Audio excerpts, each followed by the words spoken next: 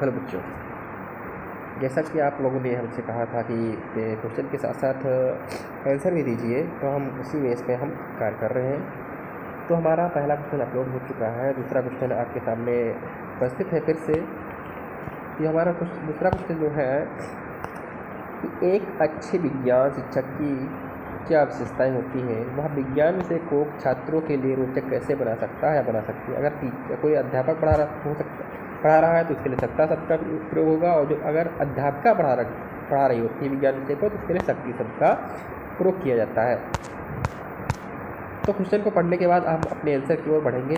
जिस प्रकार हमने यहाँ पर क्वेश्चन के आंसर को हमने लिखा है उसी पर आपको कॉपी में लिखना है। तो पहला है कि एक अच्छा शिक्षक वह होता है जो ज्ञान और कौशल दोनों में मजबूत है। मतलब जो शिक्षक विज्ञान विषय पढ़ा रहा होता है तो उस विषय वस्तु के बारे में पूर्ण जानकारी रखता हो और कौन सी विधियाँ उपयोग की जाए कि जिससे कि विज्ञान विषय को और रोचक बना सके। यानी कौशल स्किल कौन कौन सी होती है, आपने पहले सेमेस्टर में आपने पढ़ा है। साइकोलॉजी में आपने पढ़ा है कि कौशल कौन कौन से होते हैं, स्किल कौन कौन सी होती है। और आप एक जो टेक्नोलॉजी फैकल्टी ऑफ एजुकेशन थी उसमें भी आपने कौशल स्किल को पढ़ा है। तो साथ ही सहानुभूति होनी चाहिए, धैर्य होना चाहिए, संचार कौशल भी हो। एक अच्छा शिक्षक छात्रों को सीखने की प्रक्रिया में सहायता करता है। मतलब छात्र अगर सीख रहे हैं तो उनकी सहायता कर सिखाने में या सीखने में। फिर एक सकारात्मक कक्षा वातावरण बनाना चाहिए। मतलब सकारात्मक, निगेटिव पॉइंट नहीं लेना यहाँ पर, सकारात्मक पॉजिटिव पॉइंट लेना है कि कक्षा को हम किस प्रकार से हम वातावरण में विकसित करें कि बच्चे वहाँ पर अच्छे से पढ़ें, अच्छे से विषय वस्तु को याद करें और अच्छे से उनका मन लगे पढ़ने में, और उन्हें जीवन में आगे बढ़ने के लिए तैयार करना चाहिए। ये नहीं है कि निगेटिव को उठाकर बच्चों को थमा दें, नहीं, सकारात्मक पॉइंट लेना, पॉजिटिव पॉइंट लेना है। आप लोग जानते हैं न्यू NEP जो है 2020 के तहत यहाँ पर बच्चों को क्या माना गया, केंद्र प्रधान माना गया, केंद्रित। ये शिक्षा की प्रणाली जो बनाई गई है तो बच्चों के ऊपर डिपेंड है। बच्चा जैसा चाहेगा वैसा ही पढ़ेगा, वैसा ही टीचर पढ़ाएगा। आगे बढ़ते हैं, हेडिंग ये डाल लेना आप। ये हेडिंग आपके पास है कि एक अच्छे विज्ञान शिक्षक के कुछ मुख्य गुण हैं। यहाँ पर कुछ मुख्य गुण के कुछ मुख्य शब्द हटाकर यहाँ पर लिखेंगे एक अच्छे विज्ञान शिक्षक के गुण या विशेषताएं। तो पहला पॉइंट है ज्ञान और कौशल। हमने अभी जो आपका प्रस्तावना पॉइंट था उसमें हमने बताया इस लाइन को, ज्ञान और कौशल। जो टीचर विज्ञान विषय को पढ़ा रहा होता है उसको उस विषय के बारे में पूर्णतः ज्ञान होना चाहिए और स्किल के बारे में पता होना चाहिए किस प्रकार से हमें साइंस बुक की किताब को हमें पढ़ाना है। तो देखते हैं इसमें क्या लिखा हुआ है। शिक्षक को अपने विषय में गहरा ज्ञान और प्रभावी शिक्षण विधियों का ज्ञान होना चाहिए। यानी कि प्रयोगात्मक विधि होनी चाहिए, समस्या समाधान विधि होनी चाहिए, प्रश्नोत्तरी विधि होनी चाहिए, और कई विधियाँ आती हैं जो हम विज्ञान विषय में हम प्रयोग कर सकते हैं। फिर अगला पॉइंट यहाँ पर शिक्षक के रूप में सहानुभूति और धैर्य। अगर शिक्षक में सहानुभूति नहीं है, धैर्य नहीं है तो छात्रों को सिखा नहीं सकता वो। यानी कि शिक्षक को छात्रों की ज़रूरतों को समझना और उसके साथ धैर्य रखना चाहिए। यानी सहानुभूति, अगर बच्चा गलत कर रहा है तो उसको सही तरीके से आप उसको समझाएंगे, यानी अगर सहानुभूति दिखाएंगे और धैर्य के साथ उसको गलती के सुधारने के लिए प्रयास करेंगे आप, ठीक है। फिर अगला पॉइंट है संचार कौशल। शिक्षक को छात्रों, माता पिता और अन्य शिक्षकों के साथ प्रभावी ढंग से संवाद करना चाहिए। जो हमारा शिक्षक है विज्ञान विषय को पढ़ा रहा होता है तो छात्रों के माता पिता और अन्य शिक्षक जो वहाँ पर अध्यापन कार्य कर रहे होते हैं उनके साथ अच्छे तरीके से संवाद या बातचीत करना चाहिए। फिर है अगला पॉइंट है आत्मविश्वास। शिक्षक को अपने शिक्षा पर पूर्ण विश्वास होना चाहिए, अपने छात्रों को प्रेरित करने में सक्षम होना चाहिए। मतलब जो अध्यापक विज्ञान विषय को पढ़ा रहा है तो अपने शिक्षण पर पूर्णतया विश्वास होना चाहिए कि हमने जो पढ़ाया है वो सही पढ़ाया है। और अगर छात्र जो पढ़ रहे होते हैं वो प्रेरित करना है कि विज्ञान विषय को कैसे पढ़ा जाए, ठीक। फिर अगला पॉइंट है आपके सामने सकारात्मक दृष्टिकोण। जो हमारा शिक्षक है वो सकारात्मक और आशावादी दृष्टिकोण रखना चाहिए। मतलब जो हमारा शिक्षक विज्ञान विषय को पढ़ा रहा है, सकारात्मक सोच रखनी चाहिए कि हमारे बच्चे सभी पढ़ रहे हैं अच्छी सोच के साथ और आशावादी, मतलब बच्चों के प्रति हमें आशा होनी चाहिए कि हमारे जो हमने जो पढ़ाया है वो बच्चे अच्छे तरीके से सीख सकें, सीखते होंगे। फिर छात्रों को प्रेरित करने में सक्षम होना चाहिए, छात्रों को दिन प्रतिदिन को प्रेरित करना है विज्ञान विषय के प्रति। फिर है आपके पास रचनात्मक और नवाचार, मतलब रचनात्मक नई नई चीज़ों की रचना करना, और नवाचार होता है जो हर चीज़ सामने आती रहे उसको बताना। शिक्षक को कक्षा में और अधिक रोचक और प्रभावी बनाने के लिए नई तरीकों को अपनाने और रचनात्मक होने में सक्षम होना चाहिए। नवाचार, नई नई विधियों को हमें बच्चों के सामने प्रस्तुत करना होता है, जो कि एक टीचर का एक महत्वपूर्ण गुण है। फिर अगला सहयोग और टीम वर्क। अगर टीचर में सहयोग की भावना नहीं है या टीम वर्क की भावना नहीं है तो वो विज्ञान विषय का अच्छा टीचर नहीं बन पाएगा। तो हेडिंग में दिया गया सहयोग और टीम वर्क उसकी में होना चाहिए गुण में। शिक्षक को अन्य शिक्षकों और स्कूल के कर्मचारियों के साथ मिलजुल कर काम करना चाहिए, ये नहीं है अपने अकेले मन में चले जा रहे करते हुए। तो इससे क्या होगा, जो हमारी जो सहयोग की भावना होगी उसमें हमारा विच्छेद उत्पन्न हो जाएगा और सभी अलग विचार की धाराएँ उत्पन्न करेंगे। इससे कहता है इससे बेहतर है कि आप सहयोग और टीम वर्क का ही कार्य के तहत कार्य करें और अपने अध्यापन कार्य का निर्वाह करें। फिर अगला है उदारता और निष्पक्षता, मतलब कोई जो बच्चा है उसके प्रति उदारता रखें और निष्पक्ष भावना के साथ उसको पढ़ाएं। तो शिक्षक को सभी छात्रों के प्रति उदार और निष्पक्ष होना चाहिए, मतलब किसी बच्चे को आप पढ़ा रहे हैं, क्लास में 25 बच्चे हैं तो उसमें 5 बच्चों को चुनकर अलग पढ़ा रहे हैं और जो जितने 20 बच्चे बचे उनके प्रति निष्पक्षता का भाव रख रहे हैं, मतलब अलग पढ़ाएंगे तो क्या होगा, निष्पक्षता नहीं आएगी। उनको निष्पक्षता के तौर पर हमें सभी बच्चों को एक समान हमें पढ़ाना होता है। ठीक। फिर अगला पॉइंट है आपके पास आजीवन सीखने वाला हो, मतलब जो अध्यापक है नई नई चीज़ों के बारे में सीखने की क्षमता रखता हो। ये नहीं है कि बुक की भाषा को उठाकर बुक की छपवा दो, नहीं, ऐसा नहीं हो सकता है। शिक्षक को हमेशा नई नई चीज़ें सीखते रहना चाहिए, अपने शिक्षण को बेहतर बनाने के लिए प्रयास करते रहना चाहिए। अगर हमने कोई भी विधि उठाई है, मतलब कक्षा 6 से 7 तक मौखिक विधि आती है आपके सामने, अगर किताब को पढ़ के आप समझाते हैं तो वहाँ पर एक ब्लैक बोर्ड विधि आती है, आप ब्लैक बोर्ड पर चित्र बनाकर भी आप समझा सकते हैं, यानी कि नई नई विधियों को आप अपने शिक्षण कार्य में उपयोग में लाएंगे। ठीक है। फिर इसके बाद क्वेश्चन में एक पॉइंट बदला हुआ था, क्या था, विज्ञान विषय को छात्रों के प्रति कैसे हम रुचिकर बना सकते हैं। तो इस हेडिंग को हम ऐसे लिखेंगे, विज्ञान विषय को रुचिकर बनाना किसके पर, छात्रों के प्रति। तो यहाँ पर विज्ञान को रुचिकर बनाने के लिए अच्छे शिक्षक को कई चीज़ें करनी चाहिए, मतलब अच्छा शिक्षक होगा तो भिन्न भिन्न प्रकार के नवाचार साधन लाएगा, नई नई विधियाँ उत्पन्न करेगा पढ़ाने के लिए। जैसे कि विज्ञान के प्रयोगों को प्रदर्शन करना, मतलब जो विज्ञान के प्रयोग हैं जितने भी हों, जैसे मान लीजिए सिद्ध कीजिए प्रकाश संश्लेषण पौधों के लिए आवश्यक होता है, तो उसको हम चित्र के माध्यम से हम प्रयोगों द्वारा प्रदर्शन कर सकते हैं ना। तो छात्रों से सवाल पूछना, अगर आप बुक चैप्टर को पढ़ा चुके हैं तो आप बच्चों से क्वेश्चन भी पूछ सकते हैं। फिर है उन्हें विज्ञान संबंधित विभिन्न गतिविधियों में शामिल करना, जो हमारे विज्ञान में विभिन्न प्रकार की गतिविधियाँ होती हैं जो करते हैं इनमें बच्चों को सम्मिलित करना चाहिए।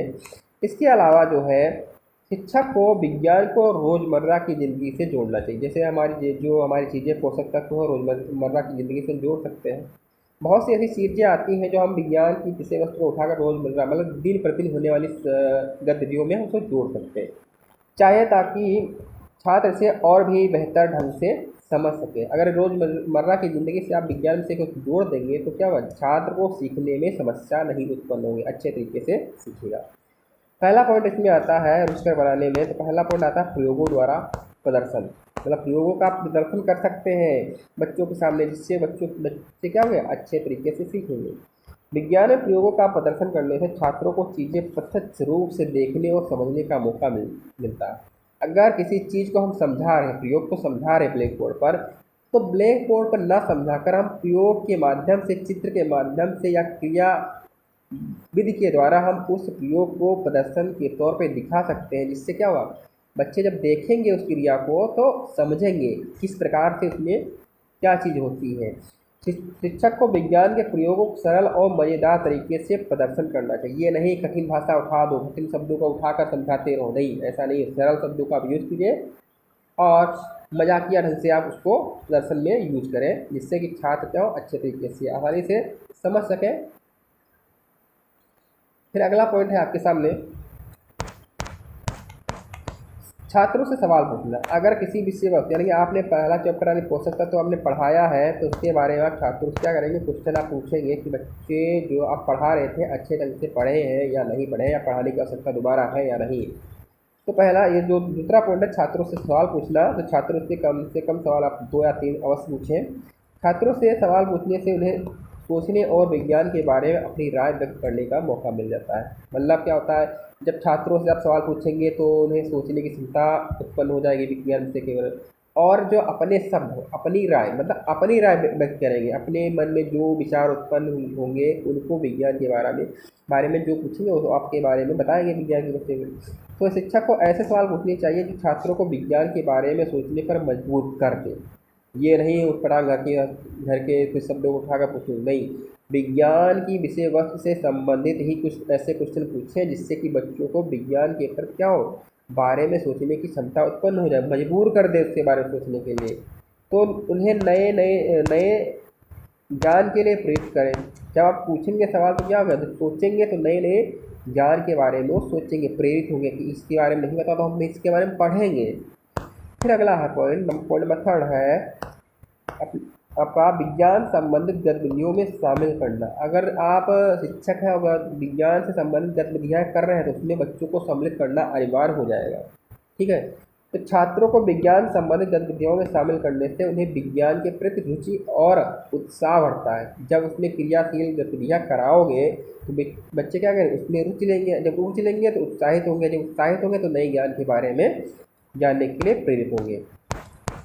शिक्षक को छात्रों को विज्ञान के प्रदर्शनों, प्रयोगशालाओं और अन्य गतिविधियों में सम्मिलित करना चाहिए ताकि उन्हें विज्ञान के बारे में और अधिक जानकारी प्राप्त हो। अगर आप शिक्षक जो होगा, अध्यापक जो होगा, छात्रों को अगर विज्ञान के प्रदर्शन जो होते हैं, गतिविधियाँ होती हैं, प्रयोगशाला में जो भी आपके उपकरण होते हैं उनके बारे में अगर बताओगे और अन्य गतिविधियाँ जो होती हैं उनमें अगर छात्रों को सम्मिलित कर लेंगे तो विज्ञान के बारे में जानने और जानकारी प्राप्त करने के लिए वो प्रेरित होंगे और प्राप्त कर सकेंगे। फिर अगला पॉइंट है विज्ञान को रोज़मर्रा की ज़िंदगी से जोड़ना चाहिए। जो हमारे विज्ञान की विषय वस्तु है, विज्ञान की पुस्तक है, जो उसमें चीज़ें लिखी हुई हैं उसको हम दैनिक जीवन में होने वाली क्रियाओं से जोड़ देंगे, तो जिससे कि क्या होगा, बच्चे अच्छे तरीके से उस चीज़ को और ध्यान से पढ़ेंगे कि हमने ये चीज़ घर में करते हैं तो यही चीज़ हमें पढ़ाई जा रही है। जैसे आप पोषक तत्व पढ़ा रहे होते हैं तो रोज़मर्रा की ज़िंदगी से आप जोड़ देंगे। जैसे रोटी है, रोटी में कौन सा विटामिन पाया जाता है, और चावल में कौन सा विटामिन पाया जाता है, और दाल में कौन सा प्रोटीन या विटामिन पाया जाता है। तो अगर रोज़मर्रा की ज़िंदगी से आप जोड़ देंगे तो विषय वस्तु को जानने और समझने में बहुत अच्छे तरीके से समझ सकेंगे और अपनी राय को व्यक्त कर सकेंगे। फिर विज्ञान को रोज़मर्रा की ज़िंदगी से जोड़ने से छात्रों को यह समझने में मदद मिलती है कि विज्ञान उनके जीवन में कितना महत्वपूर्ण योगदान निभाता है।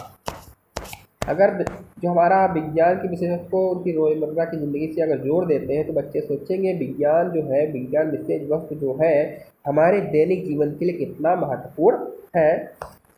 शिक्षक को विज्ञान को छात्रों के दैनिक जीवन से संबंधित उदाहरणों के माध्यम से समझाने की कोशिश करना चाहिए ताकि इससे और अच्छे तरीके से बेहतर ढंग से समझ सकें। ठीक है, अगर हम शिक्षक जो विज्ञान को छात्रों के दैनिक जीवन से जोड़ देता है उदाहरण के माध्यम से, तो छात्र जो होंगे अच्छे तरीके से पढ़ेंगे, समझेंगे और बेहतर ढंग से उसे बता पाएंगे। फिर अगला पॉइंट जो है प्रासंगिक घटनाओं का उपयोग करना। शिक्षक को विज्ञान शिक्षण का आधार रूप में प्रासंगिक रोज़मर्रा की घटनाओं का उपयोग करना चाहिए जो रुचि और जिज्ञासा को बढ़ाता है। मतलब प्रसंग के माध्यम से जो हमारे दैनिक जीवन में जो रोज़मर्रा की ज़िंदगी में जो हमारी घटनाएं घटती हैं उनको प्रसंग के माध्यम से अगर जोड़ देते हैं शिक्षण के आधार पर, तो उसमें जो छात्रों में रुचि और जिज्ञासा की भावना उत्पन्न हो जाएगी, उससे बढ़ावा मिलेगा और अच्छे तरीके से सीखेंगे। फिर अंतःविषयक दृष्टिकोण, मतलब अंदर से उत्पन्न होने वाली दृष्टिकोण भावनाएं। देखो कैसे हम अन्य विषयों के साथ हम जोड़ सकते हैं। विज्ञान पढ़ाने के लिए शिक्षक को गणित, प्रौद्योगिकी, भाषा कला, सामाजिक अध्ययन जैसे विषयों से जोड़ देना चाहिए। अगर विज्ञान विषय को गणित से जोड़ते हैं तो क्या होता है, जोड़ घटाना गुणा भाग भी आता है विज्ञान में। अगर प्रौद्योगिकी से जोड़ देते हैं तो भी नए नए संसाधन आते हैं विज्ञान में पढ़ने के लिए। भाषा कला से जोड़ना, भाषा कला तो है ही है, हिंदी में लिखा ही होता है। सामाजिक अध्ययन, अगर समाज के बारे में आप अध्ययन कराएंगे इसको तो अन्य अन्य विषयों से जोड़ना शिक्षक को आना चाहिए। फिर अगला पॉइंट जो है आपका, वैज्ञानिक सोच को प्रेरित करना। क्या, अब विज्ञान सोच मतलब विज्ञान की विषय वस्तु के बारे में, यानी कि जो हमारे पर्यावरण में घटनाएं होती हैं उनको हम विज्ञान के माध्यम से जोड़कर बच्चों में वैज्ञानिक सोच उत्पन्न कर सकते हैं। ठीक है, तो छात्रों को वैज्ञानिक सोच विकसित करने में मदद करना चाहिए ताकि वे अपनी दुनिया को बेहतर ढंग से समझ सके। अगर आप विज्ञान विषय को वैज्ञानिक ढंग से बच्चों में वैज्ञानिक सोच उत्पन्न करा सकते हैं, विकसित कर सकते हैं, तो अपने जीवन को अच्छी तरीके से जी सकेंगे या अपने जीवन को अच्छी तरीके से समझ सकते हैं। ये क्वेश्चन आपका कंप्लीट होगा, क्वेश्चन नंबर 2। अगले क्वेश्चन में फिर मिलेंगे क्वेश्चन नंबर 3 के साथ। तब तक के लिए ये पढ़ते रहिए और अपना पेपर 29 तारीख का बेहतर ढंग से दे पाएंगे। उम्मीद करता हूँ 10 के 10 क्वेश्चन हम कल आपको कंप्लीट करके हम दे पाएँ, जिससे कि अगला जो पेपर हो बायोलॉजी का वो अच्छे तरीके से क्वेश्चन आपको अपलोड कर मिल चुके हैं, उन क्वेश्चनों को हम आंसर के रूप में फिर से अपलोड करेंगे, जिससे कि आपको पढ़ने में कोई समस्या ना हो, आपको कहीं और जाने की समस्या की ज़रूरत ही ना हो, आपको किताब लेने की ज़रूरत ही ना पड़ेगी। तो हम इतने क्वेश्चन दे देंगे। 10 के 10 क्वेश्चन में से 5 क्वेश्चन अनिवार्य रूप से आते हैं। हर बार आपने हमारी वीडियो को देखा है, कम से कम 8 से 9 क्वेश्चन आपको फंसते हुए मिलते हैं पेपर में। ठीक है, उम्मीद करता हूँ ये वीडियो आपको अच्छी लगी हो और ये वीडियो अपने ग्रुप में भी सेंड कर दीजिए, जिससे कि उनको भी आप समझ सकें और वो भी उनका लाभ उठा सकें। तब तक take care, bye bye, good night.